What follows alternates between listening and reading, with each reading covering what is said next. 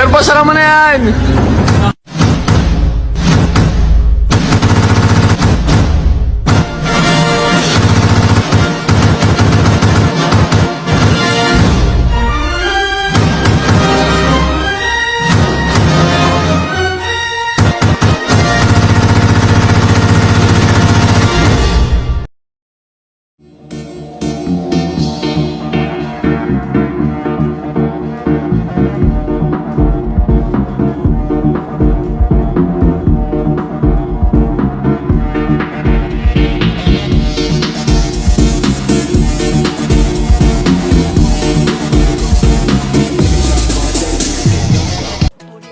Halo semuanya, perkenalkan nama saya Depan Calvino Niel Saragi, NPM 178 dari grup manajemen 6E. Di sini saya akan membahas tentang klasifikasi model pengambilan keputusan menurut Robert Despig dan menurut Well and Kammer. Pengertian model pengambilan keputusan. Model adalah percontohan yang mengandung unsur yang bersifat penyederhanaan untuk dapat ditiru atau jika perlu. Pengambilan keputusan itu sendiri merupakan suatu proses beruntun yang memerlukan penggunaan model secara tepat. Pentingnya model dalam suatu pengambilan keputusan antara lain sebagai berikut. Yang pertama, untuk mengetahui apakah hubungan bersifat tunggal dari unsur-unsur itu ada relevansinya terhadap masalah yang akan dipecahkan atau diselesaikan itu. Yang kedua, untuk memperjelas secara eksplisit mengenai hubungan signifikan di antara unsur-unsur itu. Yang ketiga, untuk merumuskan hipotesis mengenai hakikat hubungan antara variabel. Hubungan ini biasanya dinyatakan dalam bentuk matematika. Yang keempat, untuk memberikan pengelolaan terhadap pengambilan keputusan. Klasifikasi model pengambilan keputusan Robert Despig. Yang pertama, model matematika. Model matematika ini menggunakan teknik seperti misalnya linear programming atau linear endemic programming, teori jaringan kerja atau network theory, dan sebagainya. Komputer dapat digunakan, begitu pula halnya dengan kalkulator dapat juga digunakan, tetapi hanya sebagai alat bantu perhitungan saja, bukan sebagai simulator atau tiruan yang memegang peranan penting. Dengan demikian, faktor matematika tetap merupakan faktor penentu yang memegang peran utama dalam penyelesaian dalam menetapkan kebijakan dan pengambilan keputusan. Contoh, dalam mekanisme regrouping, pengambilan keputusan matematik sangat tepat digunakan untuk menentukan dilakukannya regrouping atau penggabungan sekolah, atau tidak perlu dilakukannya regrouping sekolah menggunakan perhitungan matematis.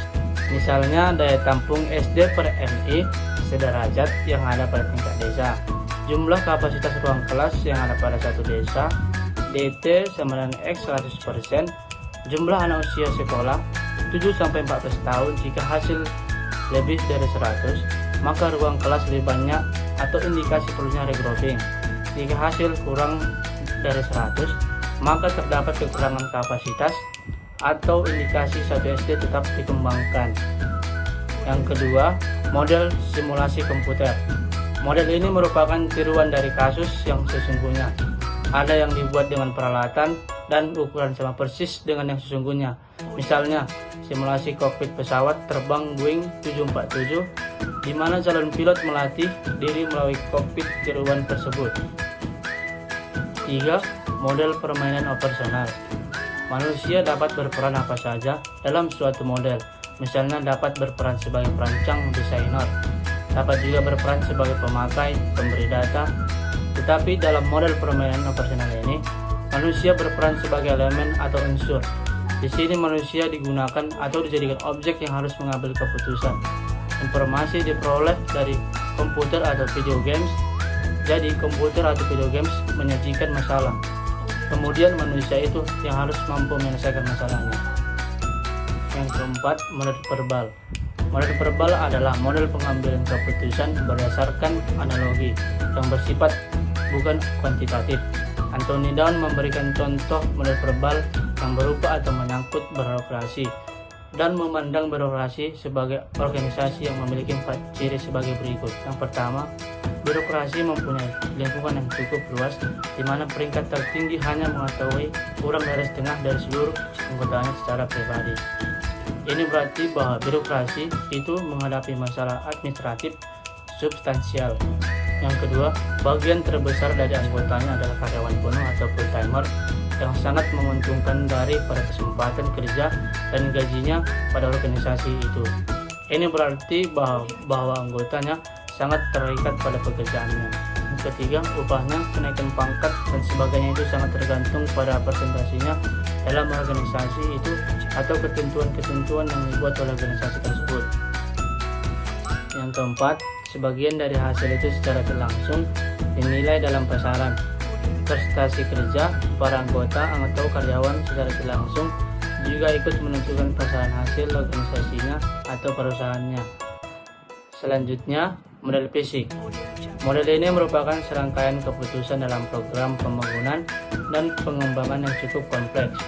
Bagian-bagian mana yang dapat dilakukan secara serentak dalam arti tidak beruntun, dan bagian-bagian yang mana yang harus beruntun menunggu bagian tertentu harus selesai lebih dulu baru dapat mengerjakan bagian berikutnya.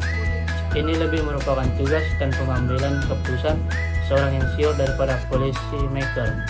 Contohnya, sebuah proyek penelitian dirancang 107 hari, dikerjakan di bawah koordinasi 4 orang tenaga dengan nilai proyek 83 juta. Maka untuk menyelesaikan proyek tersebut, maka seorang perencana proyek perlu membuat kerangka acuan kerja dari proyek penelitian tersebut serta membuat network planning dengan menentukan kegiatan pendahulu serta kegiatan-kegiatan apa saja yang dapat mengikutinya sehingga sampai pada tujuan yang ditetapkan dengan waktu penyelesaian proyek yang cukup. Selanjutnya kita akan bahas menurut Weyl&Kammer. Yang pertama, model pohon keputusan.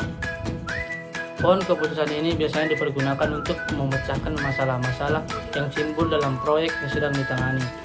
Weyl&Kammer memberikan definisi mengenai pohon keputusan atau discussion tree, yaitu discussion tree is a simple diagram showing the possible consequence of alternative discussion.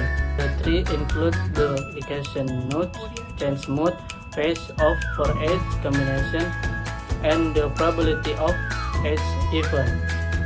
Menurut Weyl, ada 4 komponen dari pohon keputusan, yaitu pertama, simpul keputusan, yang kedua, simpul kesempatan, yang ketiga, hasil dari kombinasi, yang keempat, kemungkinan akibat dari setiap peristiwa yang terjadi. Yang kedua, model kurva indiferen. Kurva indiferen merupakan kurva berbentuk garis di mana setiap titik yang berada pada garis kurva tersebut mempunyai tingkat kepuasan atau kemanfaatan yang sama. Kurva indiferen mempunyai 4 ciri penting, yakni sebagai berikut. 1. Kurva indiferen membentuk lereng atau slope yang negatif. Kemiringan yang negatif menunjukkan fakta atau asumsi bahwa suatu komunitas dapat diganti dengan komunitas lainnya sedemikian rupa sehingga konsumen mempunyai tingkat kepuasan yang tetap sama. Yang kedua, jika ada 2 kurva indiferen dalam suatu keadaan atau lingkungan, maka keduanya tidak akan saling berpotongan. Ketiga, hasil yang diperoleh dari asumsi ialah bahwa kurva indiferen ditarik. Selanjutnya yang ketiga, model simulasi komputer. Menurut model ini, pengambilan keputusan diperlukan rancang bangun atau desain yang biasanya menggunakan komputer yang mampu menirukan apa-apa yang dilakukan oleh organisasi. Banyak variabel yang dapat dijadikan model, namun biasanya sulit untuk dapat mengukur dengan tepat masing-masing variabel independen. Apakah ada hubungan dan pengaruh terhadap variabel independen?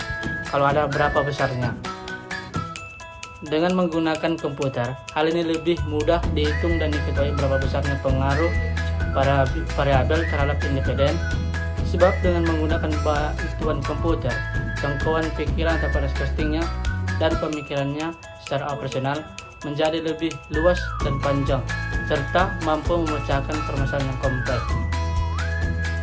Sekian dari hasil presentasi saya saat ini. Mohon maaf jika ada kekurangan atau salah kata yang saya ucapkan. Terima kasih.